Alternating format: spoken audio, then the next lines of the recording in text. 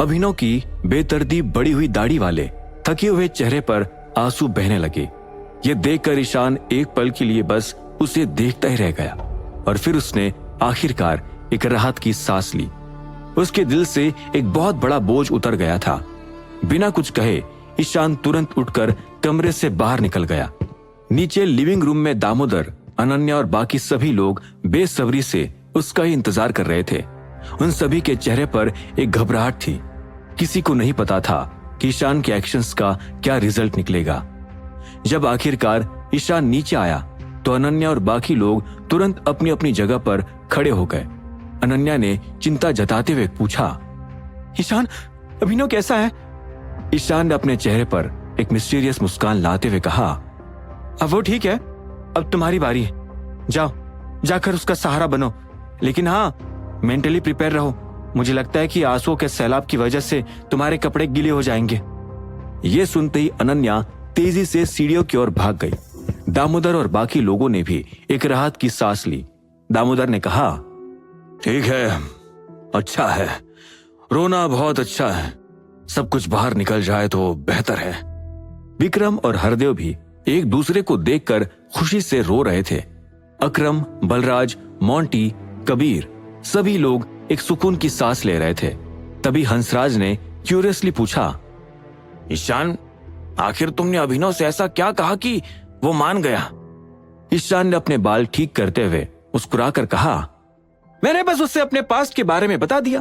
माना कि अभिनव ने मेरे मुकाबले कई ज्यादा दर्द झेला है, लेकिन मेरा पास्ट कम से कम उसके अंदर के दुख को बाहर निकालने में तो काम आ सका। मैं इस बात से बहुत खुश हूं। ईशान इस वक्त मुस्कुरा रहा था, लेकिन उसके दिल में उसकी मां के साथ हुई ट्रेजेडी का दर्द अभी भी बहुत गहरा था। हंसराज ने ईशान को प्यार से गले लगाते हुए कहा, थैंक यू, तुमने बहुत मदद की। ईशान ने मुस्कुराते हुए कहा, अभिनव मेरा भाई है, इसमें थैंक यू की क्या बात है? ठीक उसी वक्त ऊपर के कमरे से अभिनव के जोर जोर से रोने की आवाज आने लगी। उसकी आवाज में ऐसा दर्द था कि हर किसी की आंखों से आंसू निकल आए थे।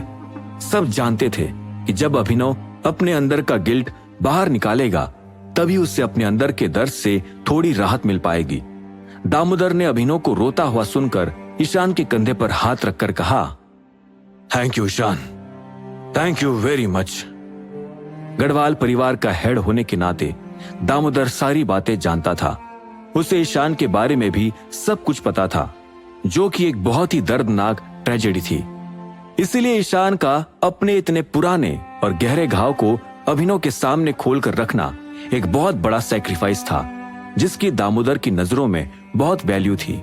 ईशान ने शांतिपूर्वक जवाब दिया, थैंक यू की कोई जरूरत नहीं है दामू अंकल, अभिनव मेरा भाई है तो है, इसलिए मैं नहीं चाहता कि वो अपने गिल्ड में अंदर ही अंदर घुटे और अपनी जिंदगी बर्बाद कर ले।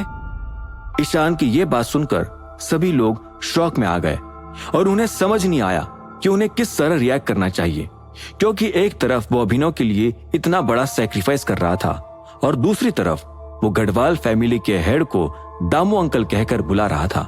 सबकी नजर दामोदर पर ही टिकी हुई थी, लेकिन दामोदर ने ईशान की बात का बुरा नहीं माना और प्यार से उसके सिर पर हाथ फेर दिया।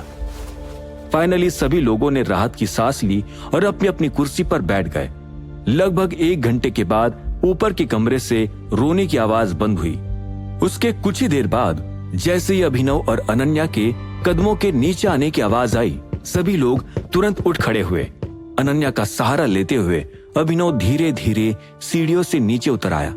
इस वक्त उसकी आंखें सूजी हुई थी और अभी भी आंसुओं के निशान गालों पर थे, लेकिन अब उसका चेहरा पहले से ज्यादा डल नहीं था, बल्कि एक हल्की सी चमक वापस आ चुकी थी।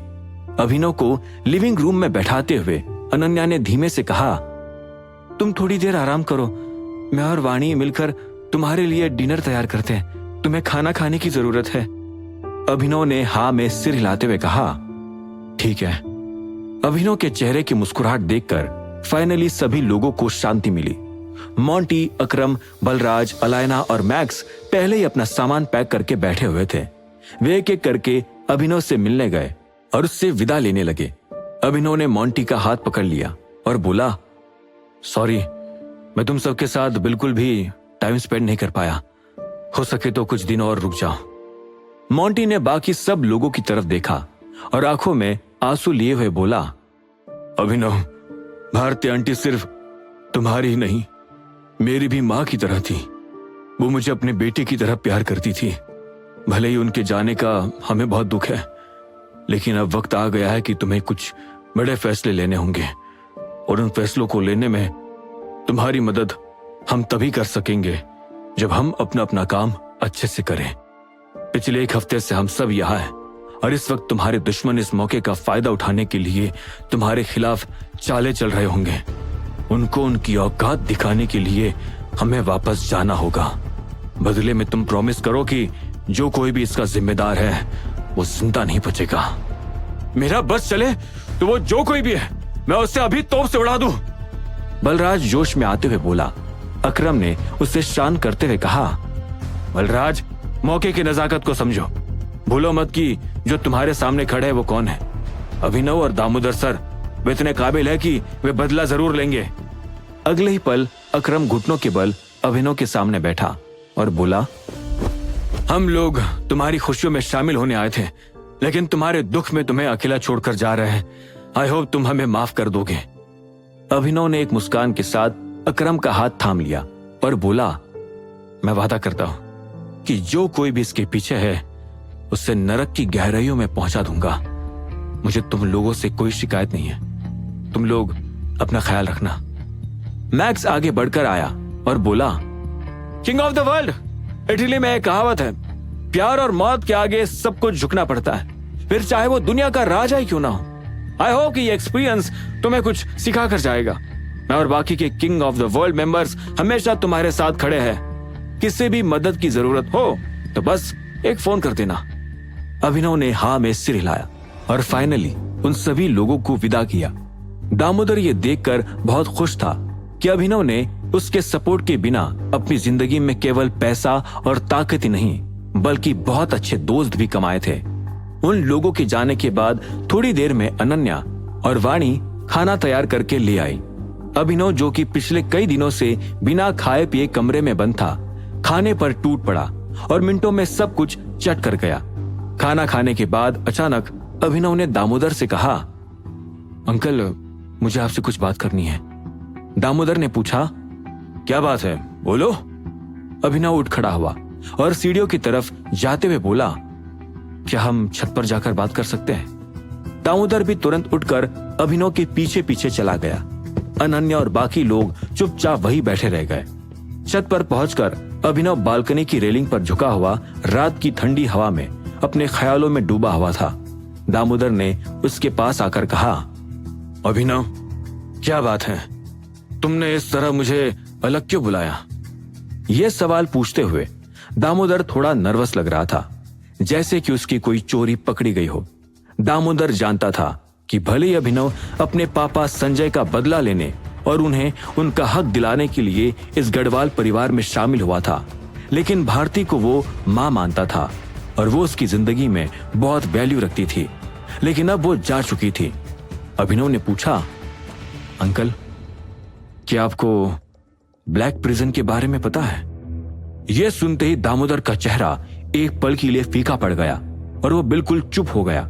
हालांकि अभिनव ने इस बात पर दामोदर को ज्यादा फोर्स नहीं किया और रात की ठंडी हवा को महसूस करते हुए मुस्कुराकर बोला, कुछ समय पहले मुझे ब्लैक प्रिजन नाम की एक जगह पर भेज दिया गया था, जहां मुझे रंजय गढ़वाल भी मिला था, आपका भाई, पापा का भाई, मेरे अंकल।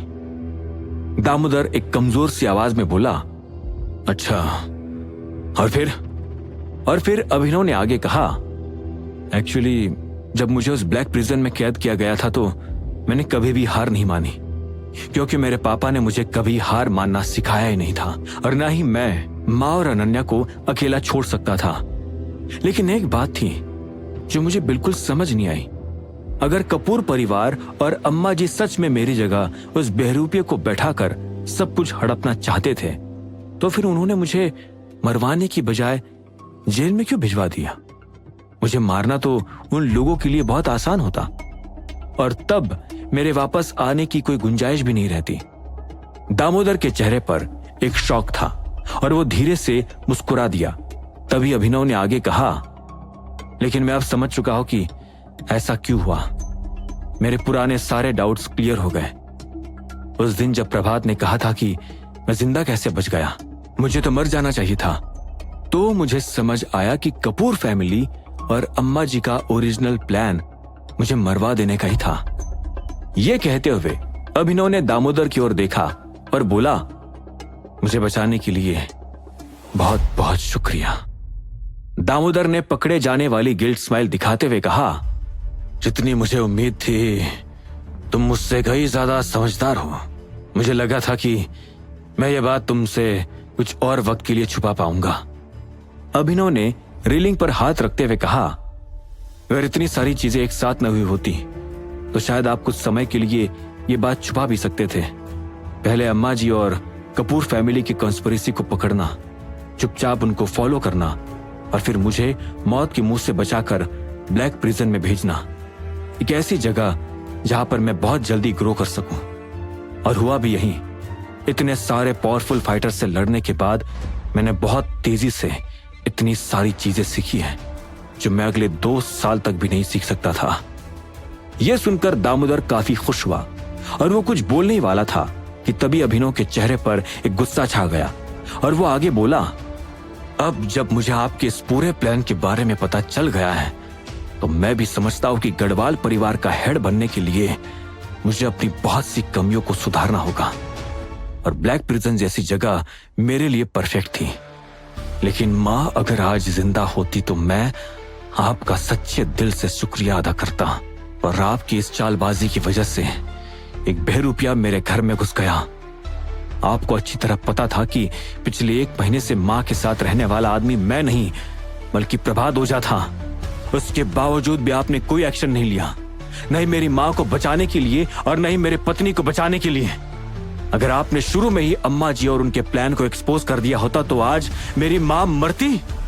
हाँ, अगर अनन्या को उस बहरूपे पर शक न होता और ईशान ने अपनी जान की बाजी न लगाई होती तो अनन्या भी उस प्रभात के हाथों चली जाती और कई लोग अपनी जान गंवा देते। अभिनव की बातें सुनकर दामोदर बिल्कुल सीरियस हो गया। वो खुद में नहीं जानता था कि उसके हाथ से सारी बात कैसे निकल गई। दामोदर ने कहा, अभिनव। तभी अभिनव ने बात काट कर दहाड़ते हुए कहा, मुझे ताकतवर बनाने के लिए आपने मुझसे बहुत महंगी कीमत वसूल की है, बहुत महंगी। अभिनव की मुट्ठी बंद थी और उसने गुस्से में दामोदर के मुंह पर एक जोरदार मुक्का चलाने की कोशिश की। तेज हवा का झोंका दामोदर के चेहरे से टकराया, लेकिन दामोदर ने खुद को बचाने की कोशिश नहीं की। वो मुक्का खाने के लिए भी तैयार था, लेकिन अभिनव ने हवा में ही अपना हाथ रोक लिया। इस वक्त उसकी आंखों में गुस्से की आग जल रही थी।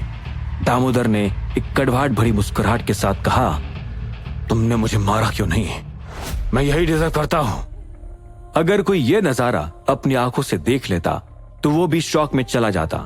दामोदर गढ़वाल, जो कि गढ़वाल परिवार का हेड था, जो कि दुनिया की सारी दौलत और ताकत पर राज करता था, इस वक्त वो किसी छोटे बच्चे की तरह चुपचाप मार खाने के लिए भी तैयार था। अभिनव ने कहा, आपको मारने से मेरी मां वापस नहीं आएगी। यह कहकर अभिनव आंखों में आंसू लिए मुड़कर दूर सितारों भरे आसमान को देखने लगा और धीरे से बोला, जो बीत गई सो बात गई। मुझे अब फ्यूचर पर ध्यान देना होगा। अगर मां होती तो शायद वो भी यही चाहती। अब आगे क्या होगा? क्या अभिनव और दामोदर में पड़ जाएगी फूट? क्या इस मनमुटाव का फायदा अम्मा जी और पुखराज उठाएंगे? क्या अभिनव मन ही मन दामोदर को भारती की मौत का जिम्मेदार समझता है? क्या king of the world members के बीच में शुरू होने वाली है एक नई जंग? जानने के लिए सुनते रहिए आगे।